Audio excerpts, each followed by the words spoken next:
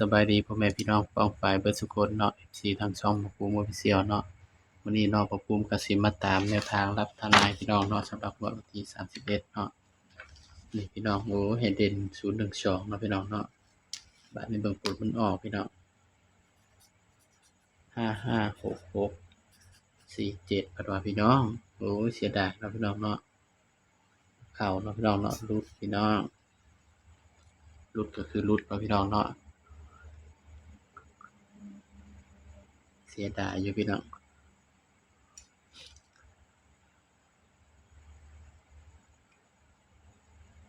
845ออก47งวดก่อนนี่ยัง4845นี่เนาะงวดก่อน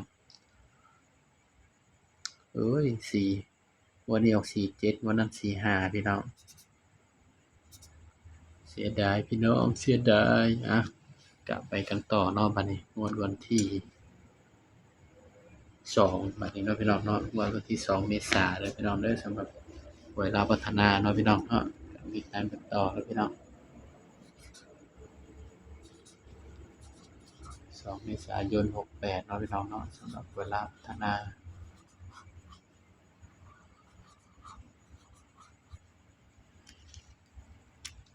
สำหรับมื้อนี้ก็หลุดเนาะพี่น้องเนาะก็ต้องขอโทษขออภัยเนาะพี่น้องตัวเลขก็มีเข้ามีหลุดเนาะพี่น้องเนาะ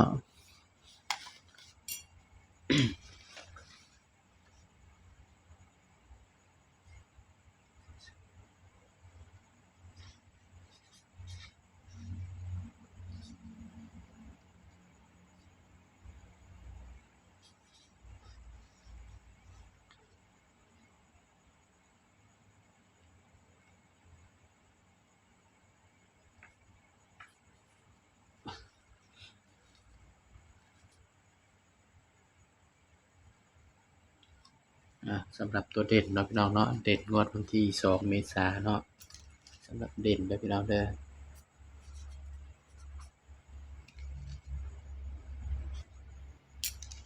สำหรับตัวเด่น734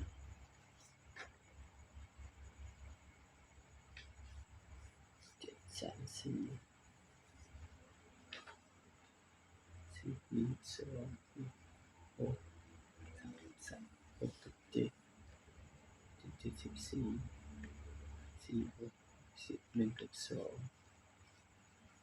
สำหรับเด่นนะพี่น้องเนาะก็ภูมิใจให้เด่นไปที่0กับ2เลยพี่น้องเด้อนี่สำหรับงวดวันที่2เมษายนเนาะให้เด่น0กับ2เนาะพี่น้องเนาะ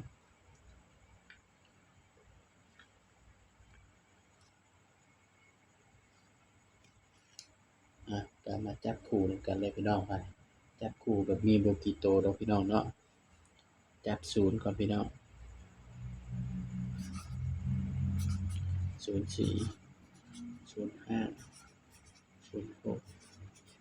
06 07นี่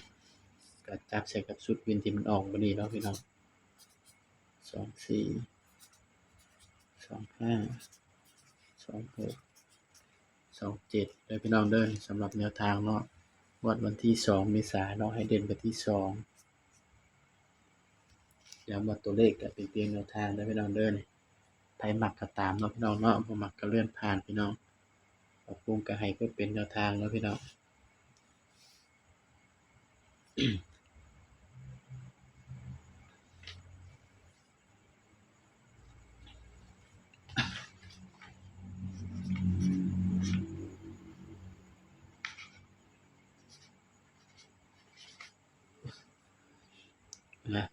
นี่ก็เป็นเพียงแนวทางเนาะพี่น้องเนาะสำหรับงวดวันที่2เมษายนเด้อพี่น้องเด้อนี่สำหรับชุด3ตัวเนาะพี่น้อง352